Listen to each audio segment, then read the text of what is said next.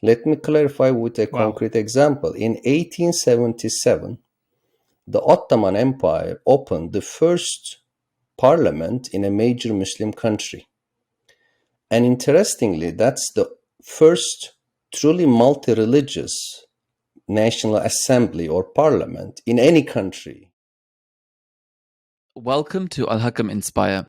Our guest today is Dr. Ahmet Kuru, who is from the USA, originally from Turkey, and he is the director of the Center for Islamic and Arabic Studies and is a Porteous Professor of Political Science at San Diego State University. He was a postdoctoral scholar at Columbia University, and he's the author of many, many books. He's the author of Secularism and State Policies Toward Religion, the United States, France, and Turkey, and the co-editor of Democracy, Islam, and Secularism in Turkey. His recent book, which we're going to be talking about today, is Islam, Authoritarianism, and Underdevelopment, a Global and Historical Comparison. And this book became the co-winner of the American Political Science Association's International History and Politics Section Book Award. It's a wonderful book, and Professor Kuru has been on media outlets. He's written plenty of articles that you can find online, which have been controversial for many people and have been a breath of fresh air for a lot of people as well. Professor Kuru, thank you for joining us on Al-Hakam Inspire. Thanks for having me. It's my pleasure. Yeah, it's wonderful. We're talking about today Islam, authoritarianism, and underdevelopment.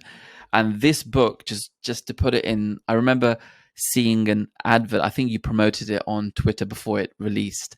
And when I read the synopsis of the book, it was about why Muslim countries have failed in science, in research, and in development. And it was such an interesting topic. When the book came out, I read it, I wrote a review, and you kindly reached out and you thanked me as well for that review, which was very nice of you. But honestly, it's an amazing book, and I think you've got a lot of good response from it so far as well. Your review was very good. Thanks again. And the question I've been grappling with since my childhood, because where I was born and grew up in Turkey, the trauma of the collapse of the Ottoman Empire is still fresh. And post-imperial countries like Russia, Ottoman Turks, Chinese, it is very difficult for them to bypass and to adapt to new conditions. And in Turkey, therefore, the question was always discussed. And there were two polar opposite arguments. One argument was by secularists. We called them Kemalists as well, and many of them called themselves as such, following Mustafa Kemal Atatürk, the Turkey's founding president. And they basically blame certain Islamic agents and attitudes, and some of them directly religion itself. Whereas on the other side, there is a broad spectrum from center-right to Islamists, saying that we should go back to the original Islamic system, which is the only solution. So this is a very challenging question, very deep for a social scientist. And when I started to write the book over 10 years ago, I realized that both camps are somehow misleading and wrong, because on the one hand, there is a problem related to Islamic institutions, like I would call them Ulema, Islamic clergy, Islamic religious authorities, but not the religion itself. The religion is so diverse and open to interpretations. But on the other side, the Islamist cliche that we were very developed when we were religious, then we stopped being religious, we became backward. This is also very simplistic. They even add something to that, saying we are the opposite of Christians. Because when Christians are religious, they are backward. When they become secular, they became modern and developed. But for Muslims, that's the reverse. But they never explain why and how. The only reference they do have is the golden age of Islam. Sure. Let's talk about that, kind of the because in the book very early on you discuss this, the great historical period or the great golden age of the Islamic world. I suppose that's why this question has arisen so much in the kind of recent era, that we had a period of time where Muslims were brilliant in science and discovery. What happened? What's changed? What's the root cause? So the Islamists, or let's say right-wing argument that Muslims, when they are religious, more developed, Christians, when they are less religious, more developed, the only evidence is the chronological order. Because in the Muslim world, the early period, from the 7th to 11th or 12th centuries, were really philosophical economic golden age, whereas in Christianity, the recent period, more secular period. Therefore, many people buy into the argument without knowing the details. But when you get into the details, you see that early Islam was like recent West in terms of challenging religious authority, in terms of multiple interpretations, in terms of diversity and coexistence. Look, for example, the Christian and Jewish minorities in the Middle East and North Africa. The Christian population constitutes 50, 40, 30% of the population. In many regions during the Golden Age, there was enormous religious diversity. Even in later periods in the Ottoman era, still Christians constitute 40%. Let me clarify with a Wow. concrete example. In 1877, the Ottoman Empire opened the first parliament in a major Muslim country. And interestingly, that's the first truly multi-religious national assembly or parliament in any country, in any major country, because it was 60% Muslim, 40% Christian, Jews, and others. So you didn't have such parliament in France, UK, US. Even today, it's almost very difficult to find unless you have like Nigeria or other evenly divided countries, 50-50, a major empire with such religious diversity. But then look at today. In Iraq, after the US invasion, Christians almost gone from 10% to zero. And in Syria, many non-Muslims left. And religious homogeneity becomes the norm. Religious heterogeneity and diversity become rare. So that's one element of golden age. There not only exists sociological reality of diversity, but also we have eminent medieval historian telling us how Muslims, Christians, Jews, and others collaborate during the Muslim Golden Age, philosophically, That's important. economically. There Yeah. was no ghetto. Of course, we are talking about a millennium, hundreds of territories. You can find discrimination, ghettos. We are talking about Middle Ages, that European Christianity did not tolerate any religion other than Catholicism, and some persecuted the Jews. Of course, there are many exceptions you can bring, but the overall trend was very much different from the Islamist utopia of homogeneous society. No, it was a Yeah. diverse society.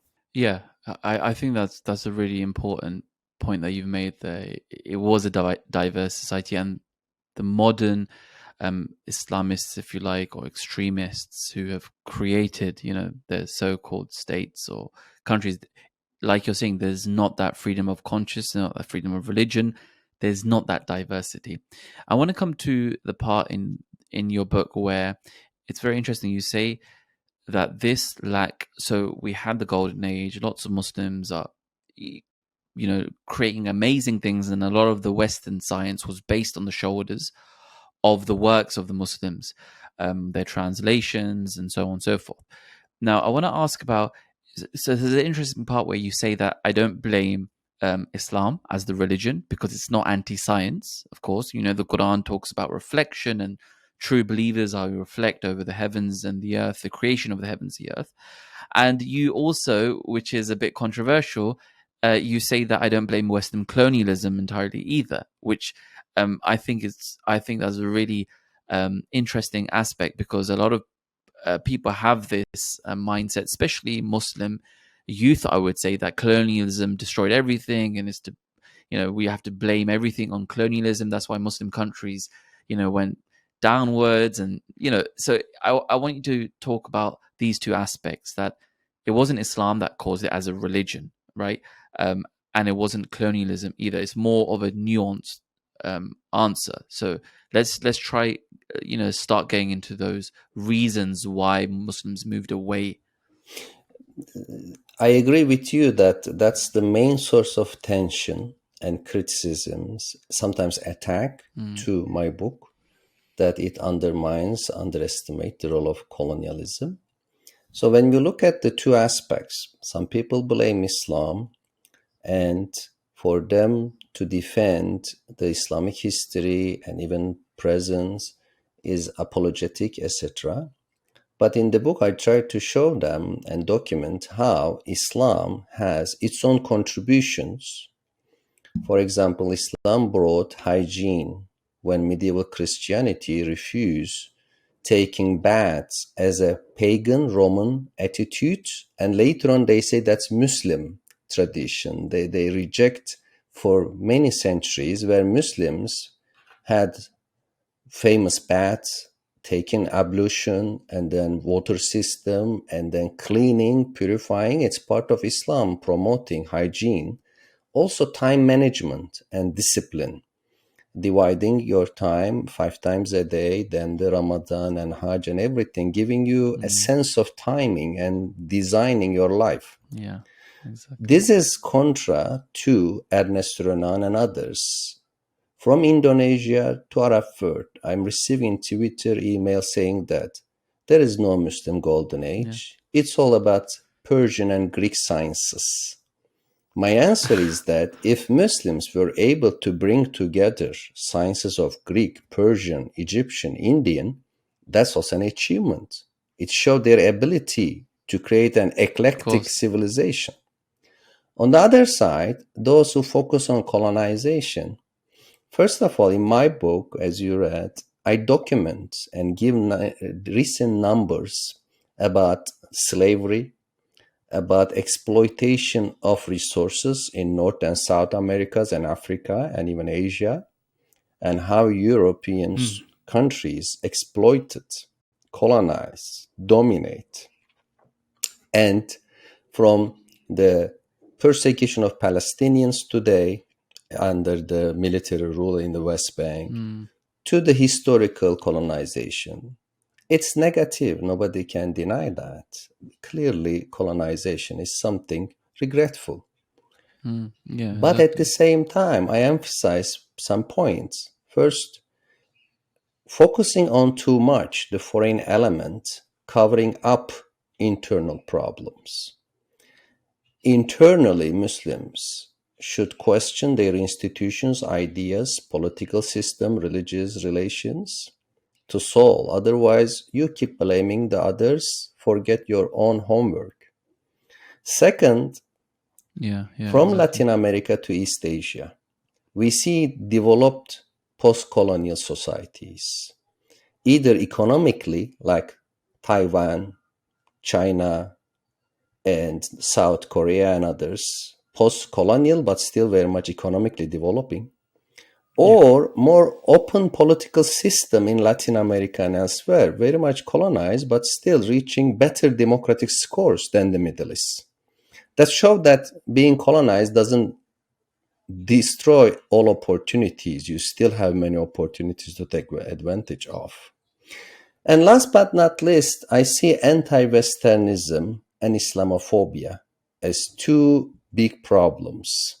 So the Western societies should avoid Islamophobia, anti-Muslim sentiments, but Muslims also should avoid anti-Westernism as a block, because foreign policy of the United States, for example, doesn't reflect and represent entire American society. There are Americans who criticize foreign policy of the United States.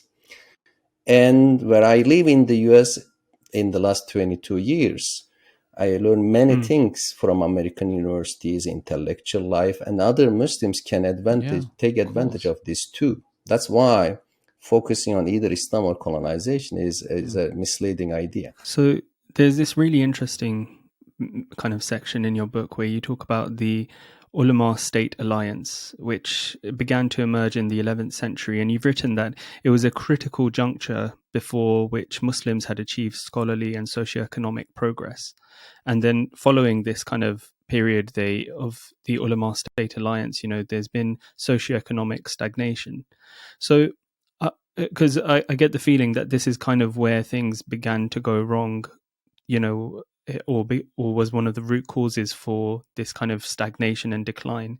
Tell us a bit more about it and and the significance of the Ulema State Alliance. Sure. So let me re-emphasize that we are talking about broad generalizations to make sense of history.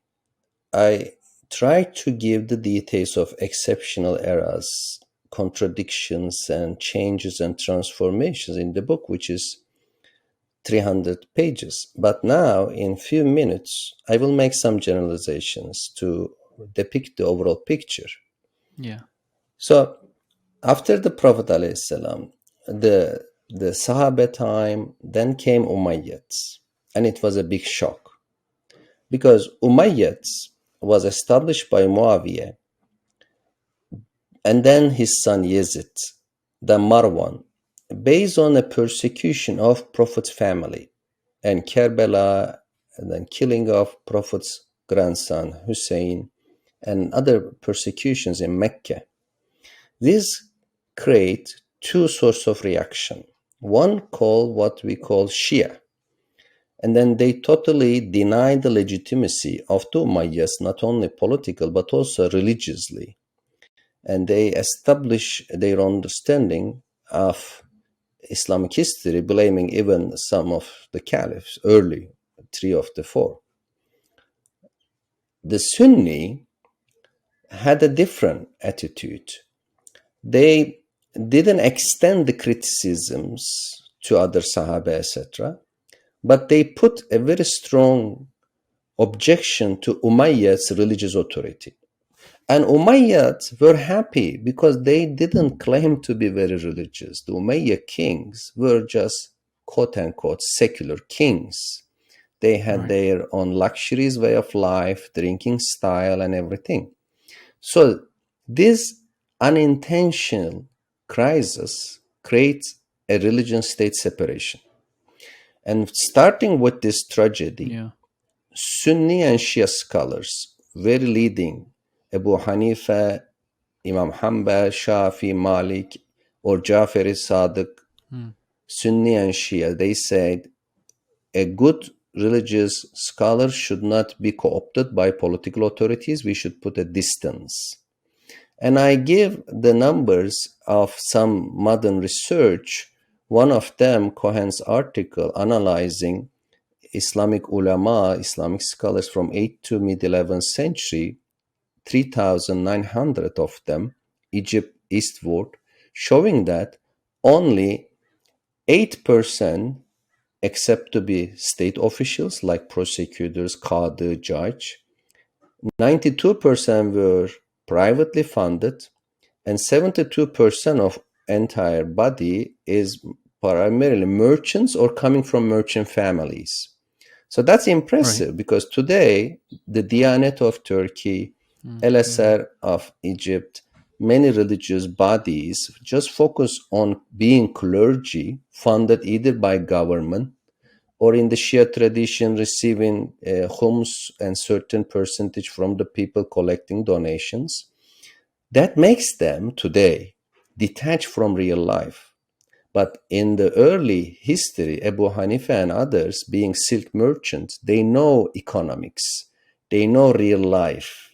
They were not isolated from society and reality. And being merchant make them more pragmatic in studying mathematics and being connected to scholarship. And the merchant scholarship coexistence and collaboration was also an important pillar of Muslim Golden Age. So this change it didn't change overnight. There were many steps in the process. One step, for example, is that an eminent student of Abu Hanifa, Imam Yusuf, accepted to be the Qadi of Abbasids.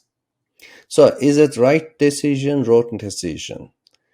Very difficult to judge, but historically, that was the first major attempt to make ulama an ally of the state, but it was still an exception.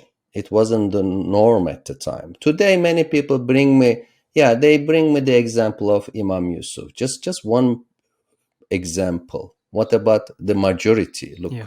Yeah, sorry, even in the time of Imam Ahmed bin Hanbal and the others, there were occasions where the king would say, give this fatwa or give this edict or give this kind of ruling, but because it was against their views and their study of the Quran, they wouldn't give it, and they were even imprisoned at times as well, historically as well.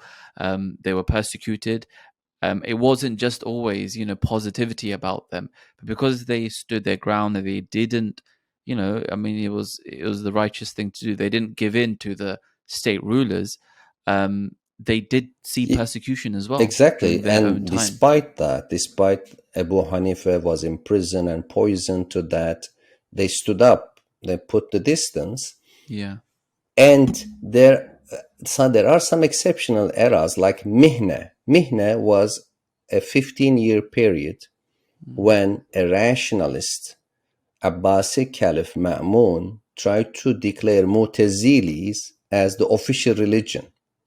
And as Mr. Tahir gave the example rightly of Ibn Hanbal, he asked the Caliph Ma'mun, and then two more successive caliphs asked from Ibn Hanbal and others to say that Quran is a creation of God, which is a rationalist Mu'tazili idea.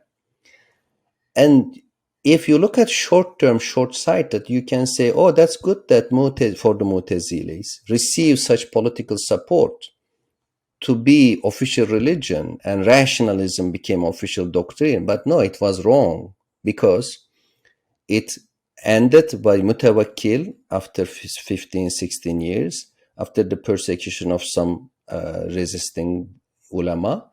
And then Mu'tazili, rationalist Islamic theologians, lost their popularity. And then people saw them as part of the government. And that created a backlash and then weakened them. So that's why that even early era, there were moments of collaboration end up with tragic results. Then came the 11th century, which is a major transformation. In social science, we call it critical juncture. Critical juncture is an era when conditions and leadership, or I would call agency, are ready. So in social science, we keep discussing whether great leaders create great nations or great nations give birth to great leaders. Which comes first, leadership or conditions? So if they come together for good or bad, there is a legacy, pet-dependent legacy. 11th century was an era when economy was transformed. Abbasids had an economic crisis. They therefore turned to what is called Iqta system of semi-feudal land revenue distribution. From a market economy, monetary economy, they moved to state-centric semi-feudal system where the government, either Abbasi or Buyuts or Seljuks, distribute land to military commanders and civilian officials because the treasury no longer had enough cash and coins. And since the system transformed from more private economy, land ownership and monetary market to more semi-feudal, the merchants lost their edge and influence. That's one. Second, with the coming of Turks from Ghaznavis, from Seljuks, a more military understanding came from Central Asia to Middle East. The entire state structure became militarized. And with this militarization and state control economy, merchants declining, who would fund the scholars? And this government filled the gap. And then the prime minister or grand vizier of the Seljuks, Nizam al-Mulk, he established a chain of madrasas, so-called Nizamiya madrasas, funded by political circles, not directly by government, but political patronage. And it gave birth a genius scholar, Ghazali, who wrote significant books to attack philosophers, to attack Ismaili Shias.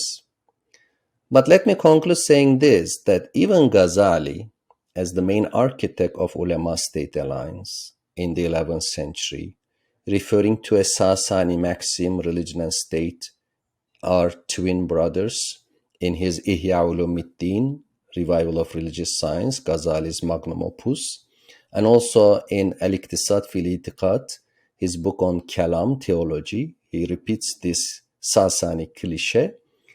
Even him realized a midlife crisis around the age of 40, and then he regrets that he received money from government or state-supported institutions.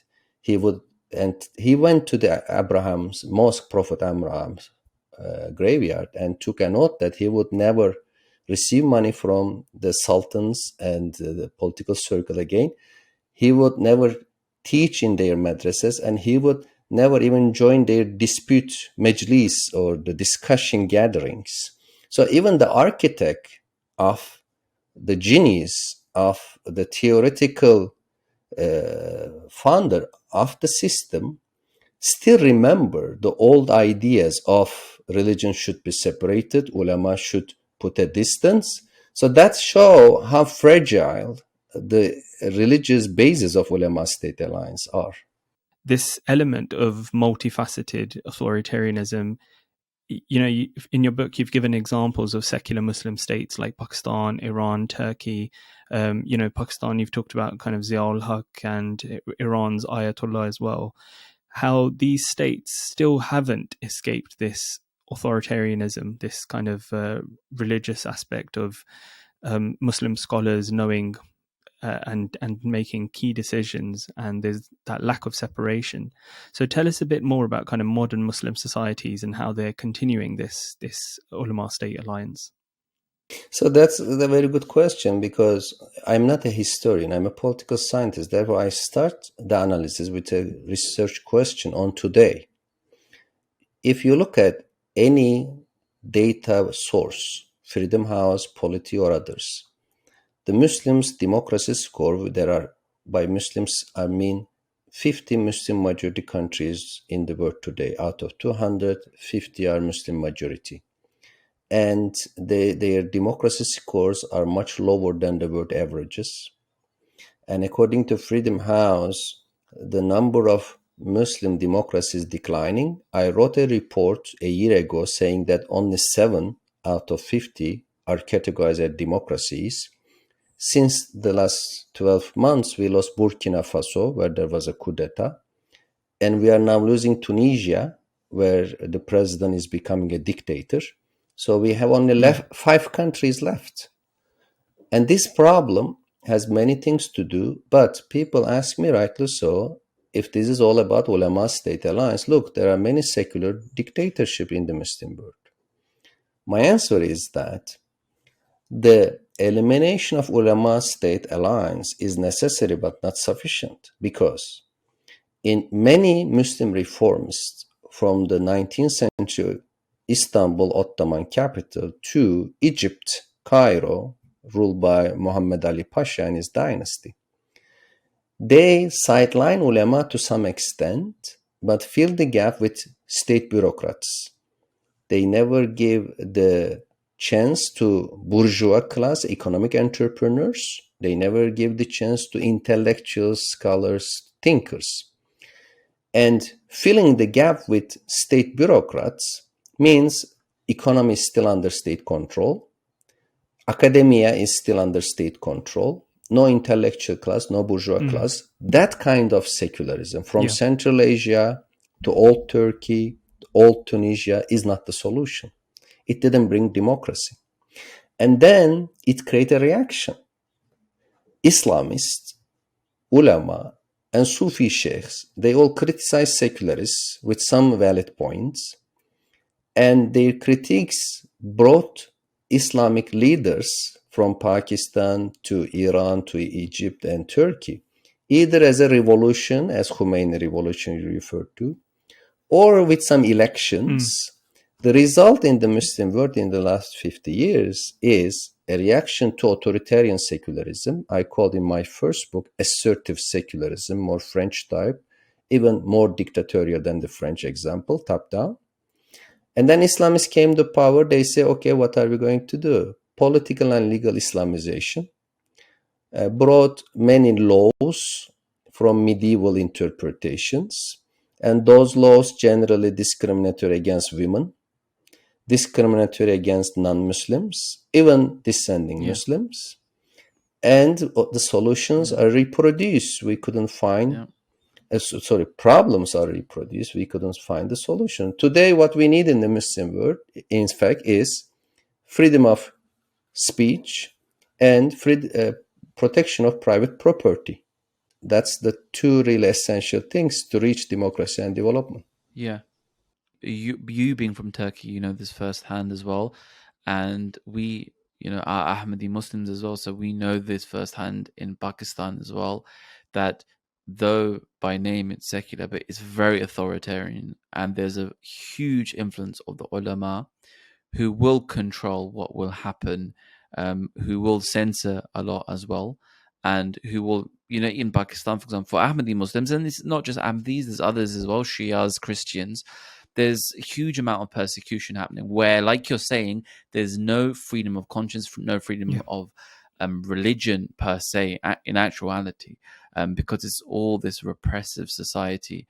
And, you can see it because when you go there and all these different cases that are happening, and it's a really sad reality which we are going through. You are currently right. as And well. also, when I discuss the lack of democracy, some of my friends in the US say that, why are you imposing Western ideas to Muslim societies? My answer to them is that I am not imposing anything.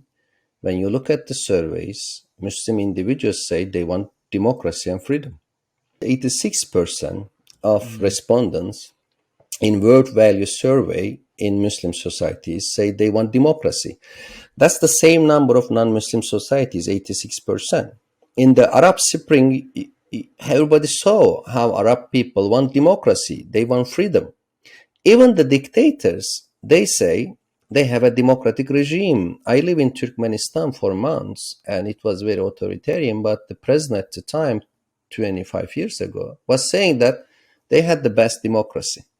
So, if even we agree with dictators that democracy is good and necessary, what is the basis of it? The basis is that in a public discussion, you come to part of a deliberation by negotiation, bring evidence, try to convince other people, other than saying that I know the absolute truth.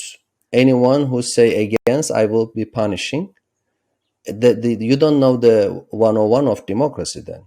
So definitely we need people's participation to free negotiations in the Muslim world with freedom of speech. This kind of element of freedom of speech, I want to link this to the modern ulama that we have. And we kind of term them as, I think you've termed them as well as the religious police. And the general understanding is that the scholars understand the Quran, the teachings of Islam, the best, and no other new interpretation is allowed, which was kind of a huge element where at the time of Hazrat Mirza Ghulam Ahmad, the promised Messiah and the founder of the Ahmadi Muslim community, when he brought forth various interpretations, for example, regarding the death of Jesus, Prophet Jesus, peace be upon him, and various other interpretations, huge uprisings and huge kind of opposition to these kind of understandings or interpretations is a very hard lined approach that no new thinking is allowed, and actually the interpretation is only from the ulama.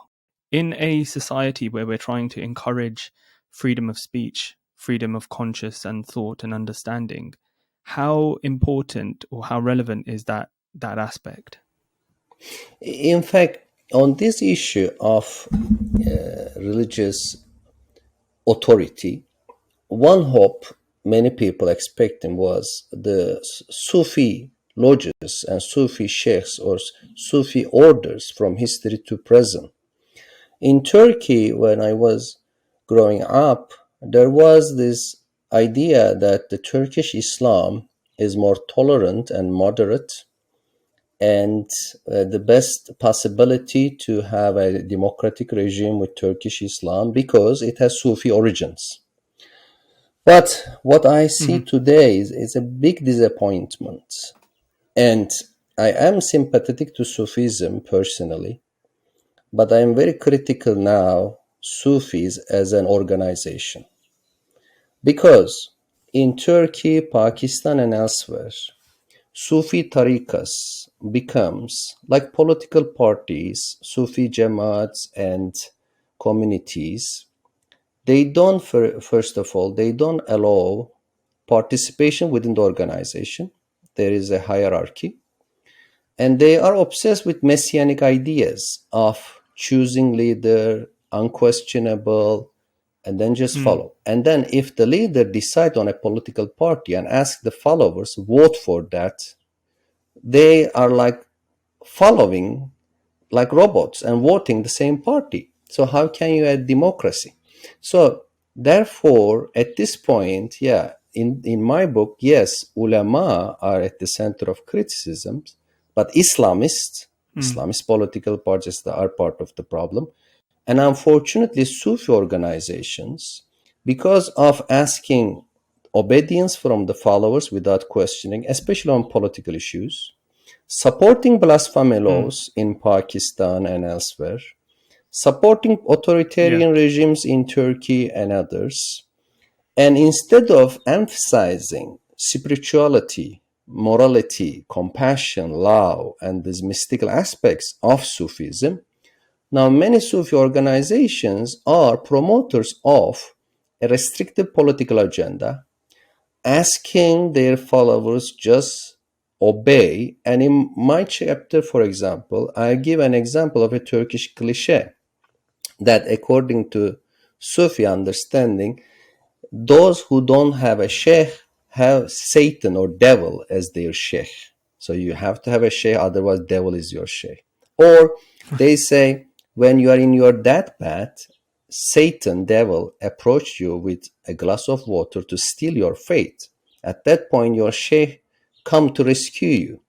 So a person can believe in that. It's fine. I have respect. Religious beliefs, we should be respectful.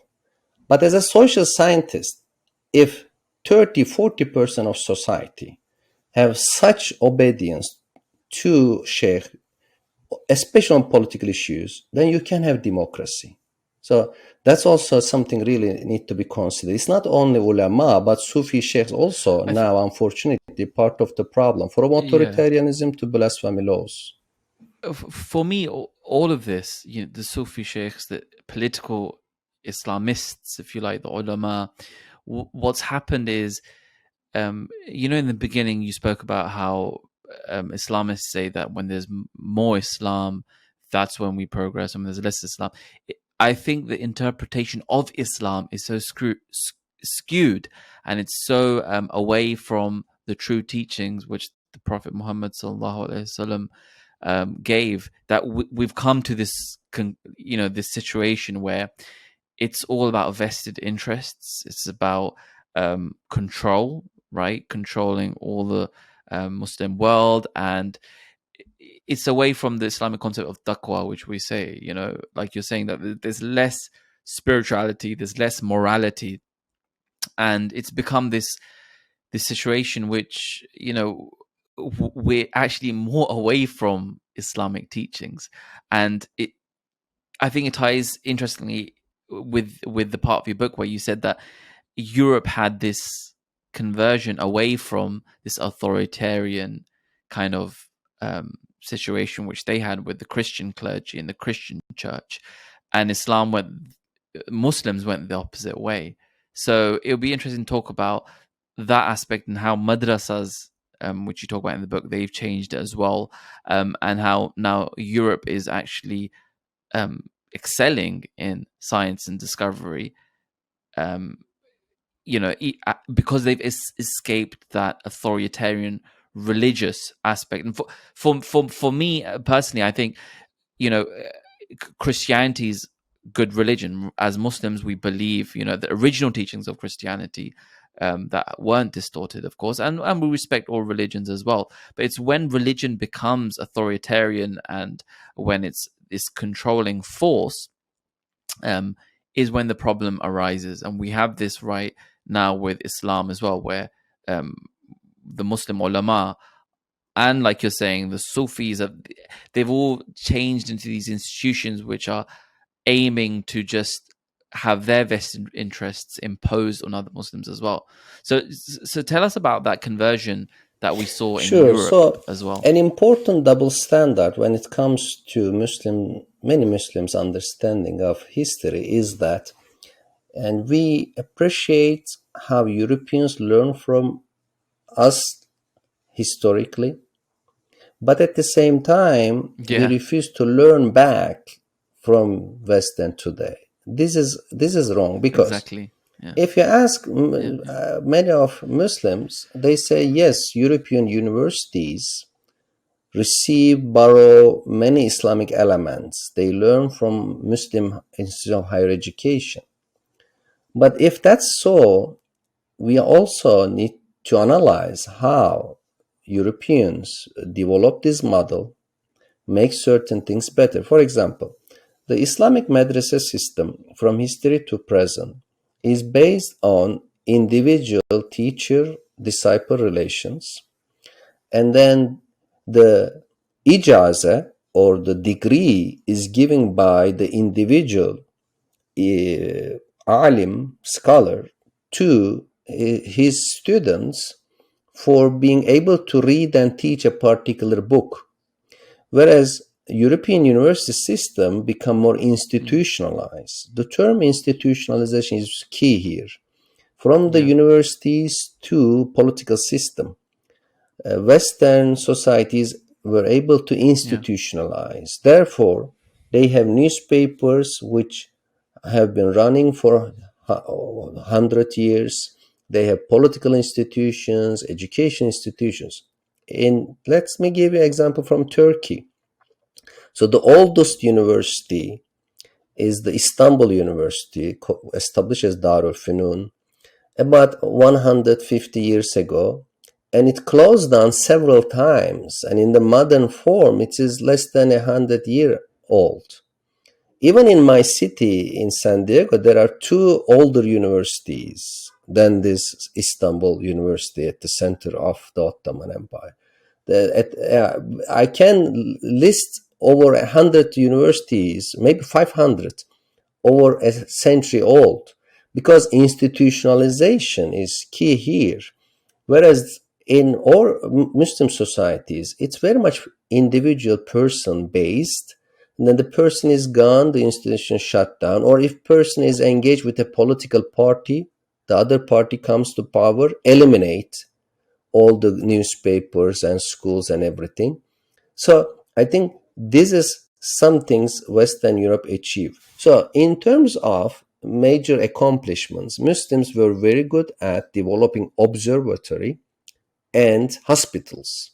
These two things are things Muslims can be proud of. We develop observatories and hospitals, whereas Western Europe developed universities and parliament. And universities are key for scientific development, and the parliament is key for political participation. And let me link this to my early discussion of the Ottoman Parliament, which was great in terms of religious diversity, but it only survived 1 year. Then the Sultan closed down, shut down the parliament after 1 year, 1.5. So it shows how short-lasting institutions in the Muslim world, which is a problem, and the universities, madrasa difference, show that Muslims also focus on institutionalization of their educational system. Another element which is so important, and it came up during the colonial era, and as part of the Ahmadiyya Muslim community, we argued pretty much against a lot of Muslim ulama, but again, other Muslim ulama agreed as well, was the religious freedom which the British gave. And I know there's a lot of criticism with colonialism right now, and it's fair criticism, but the religious freedom that Muslims were enjoying in particular due to the British wasn't seen prior as well. There's all sorts of issues with freedom of religion before, but that continues today as well. You know, in the West, there's a lot of religious freedom, but you don't see that in Muslim countries today as well. So I thought that was interesting. You brought those points up. Professor Ahmed, it's been amazing, a really good discussion, and I'm sure our audience will really enjoy this. And thank you very much. Please tell our audience where we can find your work, read your work. You know, if you have any websites. Thank you so much. So Thanks for the lively discussion, Mr. Tahir and Dr. Ahmed. I appreciate that. And they can. I have a website at San Diego State University where I list all the publications. And as you know, I also tweet at Prof. Ahmet Kuru. And they can always reach my works through there. Thank you. Thank you for listening to the Al-Hakam Inspire podcast. We hope you enjoyed it. Visit our socials on Instagram, Twitter, and YouTube at Al-Hakam Inspire. And of course, subscribe to our YouTube channel and leave your comments there. We would love to hear your feedback and thoughts, so send us an email to inspire@alhakam.org.